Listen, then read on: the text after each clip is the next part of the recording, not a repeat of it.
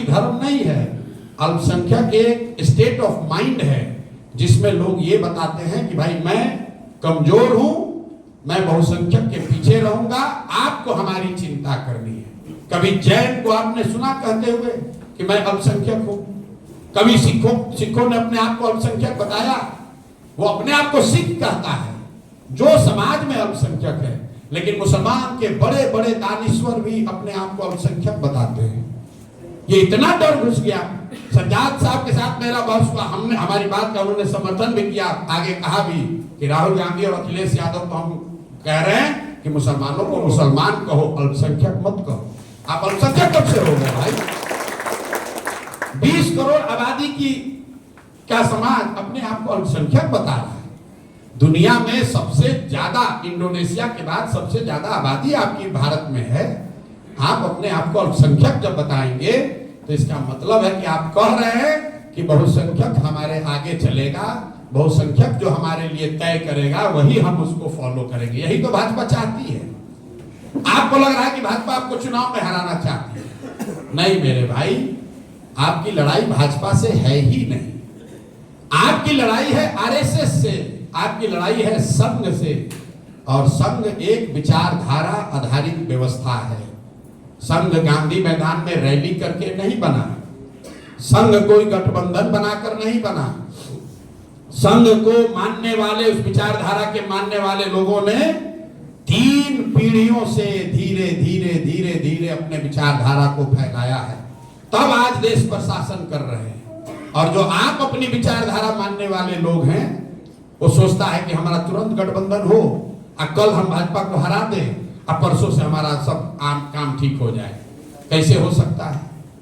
मान लीजिए कि आपको एक बार मोदी को आप हरा भी दिए, क्या हो जाएगा उससे? हम आपको लिख कर दे रहे हैं, जितने लोग यहाँ बैठे हुए हैं, जरा याद कीजिए आज से 15-20 साल पहले जब आडवाणी और वाजपेयी जी थे, तो आपको मुसलमानों से अगर पूछा जाता था तो लोग कहते नहीं, वाजपेयी तो फिर भी चलिए ठीक है, आडवाणी से बड़ा डर लगता है। आडवाणी जो है इसको अगर हटा दिया जाए तो बात बन जाएगी। आज यहाँ पर कमरे में जितने लोग बैठे हुए हैं, हम आपसे पूछेंगे कि भैया आडवाणी और मोदी में अगर किसी एक को चुनना हो, किसको चुनिएगा? सारे लोग कहेंगे आडवाणी कितना भी खराब था ना, चलिए आडवाणी को तो बर्दाश्त कर लेंगे, मोदी बड़ा खतरनाक है। अभी ताली मत बजाइए, लिख लीजिए 10 वर्ष के बाद फिर इस बैठक में हम लोग मिलेंगे और आपसे पूछूंगा कि भैया मोदी तो निकल गए, अब योगी आ गए, मोदी चाहिए कि योगी चाहिए? तो आप लोग कहेंगे भैया मोदी कितना खराब था ना, फिर भी ठीक था, योगी नहीं बर्दाश्त हो सकता है। ये आपको समझ में नहीं आ रहा है। संघ वाले क्या कर रहे हैं? संघ वाले धीरे धीरे सेंटर की लकीर को राइट की ओर ले जा रहे हैं। आपके लिए नहीं, हिंदुओं के समाज के लिए। क्योंकि आज से 15 साल 20 साल पहले लोग वाजपेयी को भी मानने को तैयार नहीं थे, हिंदू नहीं मानने को तैयार था। फिर लोगों ने वाजपेयी को माना। जब लोगों ने वाजपेयी को मान लिया तो फिर संघ ने आडवाणी को सामने किया। फिर लोगों के बीच में आडवाणी की स्वीकार्यता हो गई तो उससे ज्यादा अब मोदी को लाया है। और जब मोदी की स्वीकार्यता धीरे धीरे हो रही है, हिंदू समाज में बात कर रहा हूं, तो अब वो इससे आगे योगी को लेकर आएगा। आप मेरे जितने इंटरव्यू है देख लीजिए, लोग हमसे पूछता है प्रशांत जी आपको तो इतना समझ है, बताइए कि मोदी के बाद उत्तराधिकारी कौन होगा भाजपा का? मेरा उत्तर साफ है कि कौन व्यक्ति बनेगा ये कोई नहीं जानता है, लेकिन इतना तो हम आपको लिख के दे सकते हैं कि जो भी बनेगा वो मोदी से ज्यादा हार्डलाइनर होगा, ज्यादा रेडिकल होगा। क्योंकि संघ 100-200 बरस की लड़ाई लड़ रहा है और आप सोचते हैं कि हम MY समीकरण बना लें, हम PY बना लें, हम प्रशांत किशोर के साथ चले जाएं। नहीं हो सकता है। अगर लंबी लड़ाई लड़नी है तो किसी न किसी को समाज में 40 साल 50 साल के नजरिए से लड़ाई शुरू करनी होगी। किसी भी दिन तो संघ के लोगों ने शुरू किया होगा, तब वो कितने बड़े रहे होंगे। महाराष्ट्र से जिस दिन संघ शुरू हुआ उसमें कितने लोग थे, उनकी तादाद कितनी थी, लेकिन धीरे धीरे धीरे धीरे उन्होंने अपना प्रयास करके आगे बढ़ाया। इसीलिए हमने जन सुराज की व्यवस्था शुरू की है। हमको मालूम है कि आपको मुसलमानों को आज नहीं तो कल चलना आपको जनसुराज में ही है। ये भ्रम मत पालिए। हमको आपसे वोट मांगने की जरूरत नहीं है। आप चाहे जितना विरोध कर लो, अपने आप की बात को रोकने की कोशिश कर लो, आपको चलना, आपकी आने वाली पीढ़ियों को चलना जनसुराज में ही है। ये मेरा अहंकार नहीं है, इसलिए कि जीतेगा जनसुराज ही। क्यों जीतेगा जनसुराज? क्योंकि इस्लाम में ही तो बताया गया कि ईमानदारी से किया गया जद्दोजहद कभी बेकार नहीं जा सकता। और 3 बरस से जितनी ईमानदारी से जनसुराज के लोगों ने, हमने पसीना बहाया है, वो बिहार में किसी ने नहीं बहाया है। तो आपको सिर्फ इतना ही तय करना है कि आपको अभी से इस व्यवस्था में चलना है कि जीतने के बाद चलना है। क्योंकि हमें तो आपको लेकर चलना ही है, हमारी लड़ाई बिहार की नहीं है। हमें तो आपके साथ चलना ही, आपको साथ लेकर चलना ही है। आपको तय करना है कि अगर अभी आप कंधा लगाएंगे तो जरूर हमारी लड़ाई थोड़ी आसान हो जाएगी, लेकिन अगर आप कंधा नहीं भी लगाएंगे तो भी जीतेंगे हम ही लोग। जीत के बाद आपके पास आएंगे, फिर निमंत्रण देंगे कि आप साथ में चलिए। लेकिन हम अगर जीत कर आए और तब आपसे मिले तो आपसे हर्जाना पूरा वसूलेंगे। हम वेजिटेरियन आदमी हैं, हम वेजिटेरियन आदमी हैं। जीत कर आएंगे तो आपसे सेवई भी खाएंगे और फिर आपको अपने साथ भी लेकर चलेंगे। चिंता मत कीजिए, ये बोझा मत लीजिए अपने सर पर कि कैसे जनसुराज जीतेगा हारेगा। अरे भाई, आप भाजपा को वोट नहीं देते, भाजपा चुनाव नहीं जीत रही है। इस राज्य में 80% हिंदू रहता है। अगर एक भी मुसलमान हमको वोट न दे, जनसुराज को वोट न दे, तो भी 80 में अगर 40% हम वोट लेंगे, आधा वोट हिंदुओं का लेंगे, तो जीत कर आया जा सकता है। लेकिन हम आपको क्यों बात कर रहे हैं? कई आदमी कहता है, इतना एरोगेंट आदमी है, कहता है मुसलमान का वोट नहीं चाहिए। हमने सीधा कहा कि नहीं, सत्ता में आने के लिए मुसलमानों के वोट की जरूरत नहीं है, लेकिन इस व्यवस्था को सुधारने में, देश की संस्कृति को बचाने में, देश की संविधान को बचाने में मुसलमानों के साथ की जरूरत है। इसलिए आपके साथ बैठे हुए हैं मेरे भाई। क्योंकि गांधी और अंबेडकर की बात तब तक पूरी नहीं हो सकती है जब तक 20% मुसलमानों को साथ लेकर न चला जाए। गांधी जी ने आपसे वोट नहीं मांगा था, गांधी को आपने वोट नहीं दिया था। गांधी मुसलमानों के वोट के लिए गांधी मुसलमानों के साथ नहीं खड़े थे। मुसलमानों को साथ लेकर चलना था, इसलिए मुसलमानों के साथ खड़े थे। तो ये आपने भी वोट बैंक बना लिया है कि जो आया है वोटें लेने आया है, जो आया है हमसे चंदा लेने आया है। ना हमें आपका वोट चाहिए, ना चंदा चाहिए, आपकी दुआ चाहिए, आपका साथ चाहिए। आप साथ में जुड़िए। ये छोटा पौधा है, लेकिन ये यकीन जानिए, यही वो पौधा है जिसको सींचिएगा तो आगे चलकर ये पेड़ बनेगा। इसी से आपको छाया भी मिलेगी और इसी से आपको फल भी मिलेगा।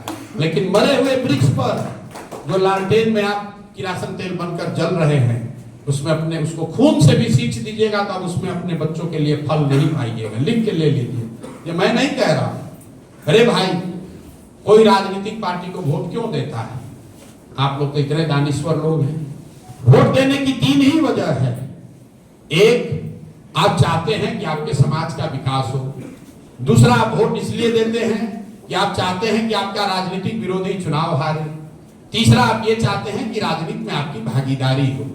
आप प्रशांत किशोर की जनसुराज की बात छोड़िए, इन तीनों पैमानों पर, इन तीनों कसौटियों पर आप पिछले 30 वर्ष में क्या बिहार में हुआ उसको जांचिए।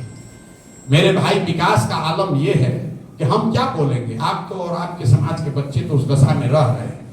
दलितों के बाद सबसे ज्यादा गरीब, सबसे ज्यादा असहाय, सबसे ज्यादा निर्धन, सबसे ज्यादा बेरोजगार, पलायन वाला कोई समाज है तो मुसलमानों का समाज है।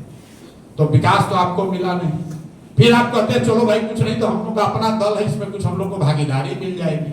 तो भागीदारी का आलम आप देख ही रहे हैं। 19 विधायक आपके हैं, आप लोग सीमांचल के हैं। तो आपको एक और आंकड़ा देता हूं, आंख खुलेगा आपका। पूरे राज्य में सबसे ज्यादा मुसलमान कटिहार में रहते हैं। प्रोपोर्शन के हिसाब से किशनगंज में है, परसेंटेज के हिसाब से, लेकिन आबादी में कुल संख्या के हिसाब से पूरे राज्य में सबसे ज्यादा मुसलमान कटिहार में रहते हैं। और आप में से जिसको भी लगता है कि राजद वाले बहुत मुसलमानों के रहनुमा हैं, आपको खुली चुनौती दे रहा हूं।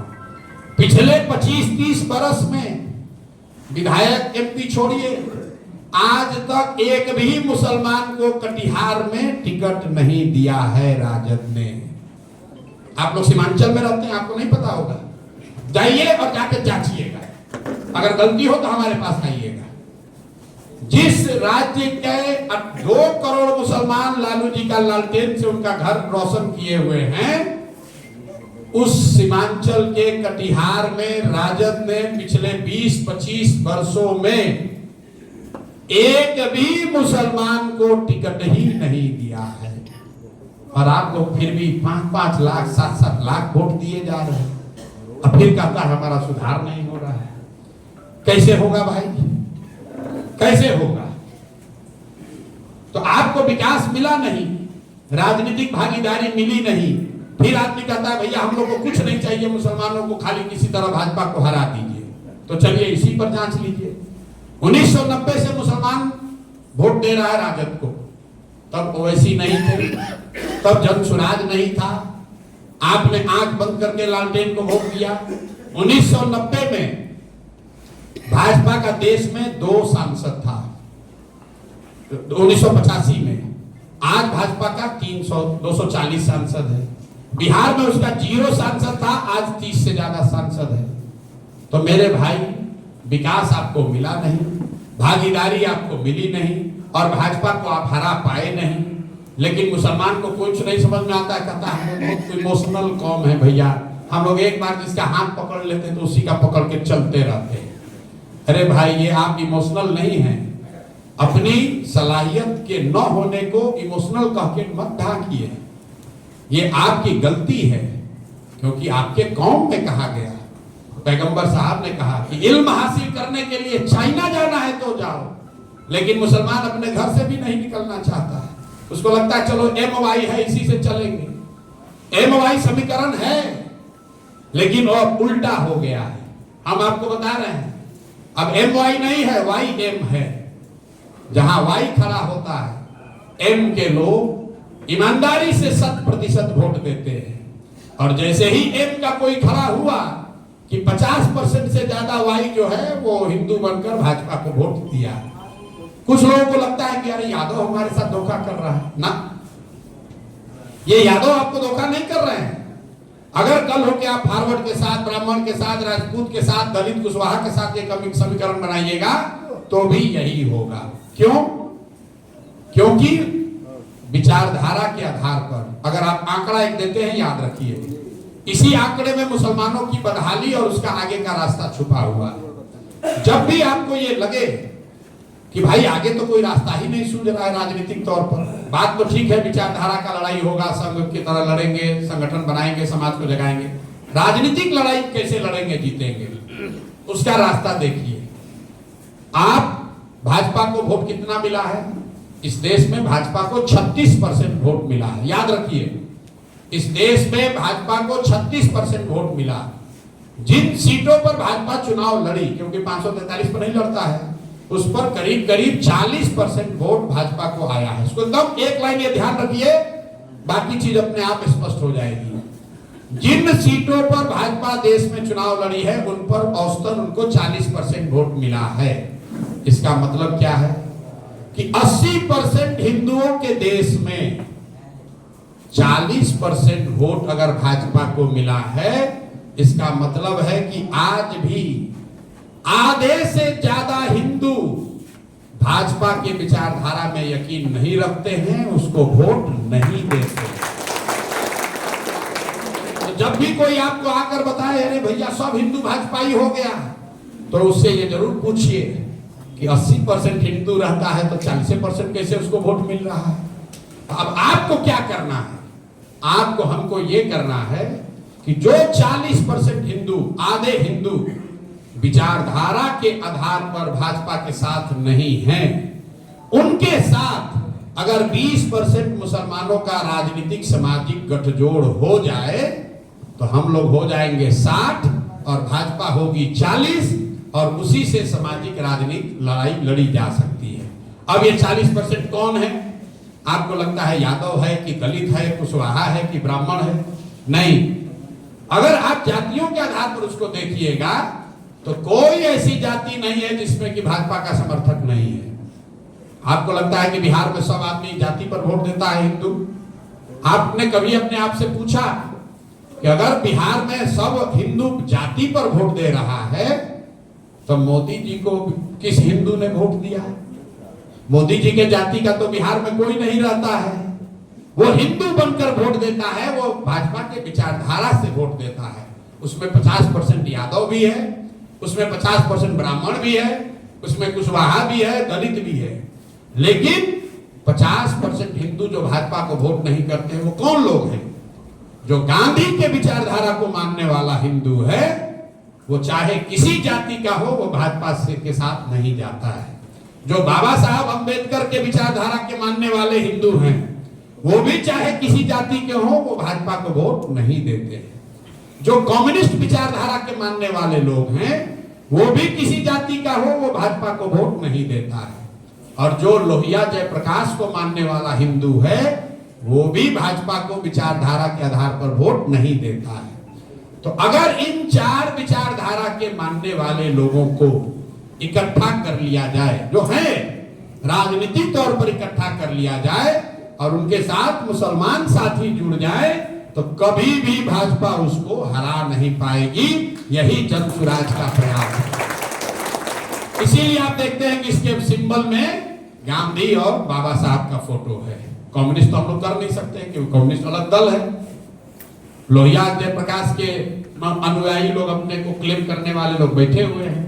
इसलिए हम लोग मानते हैं कि गांधी अंबेडकर को मानने वाले लोग अगर वो हिंदू साथ में आ जाएं, तो फिर उनके साथ मुसलमानों को जोड़ा जाए तो लंबी लड़ाई लड़ी जा सकती है।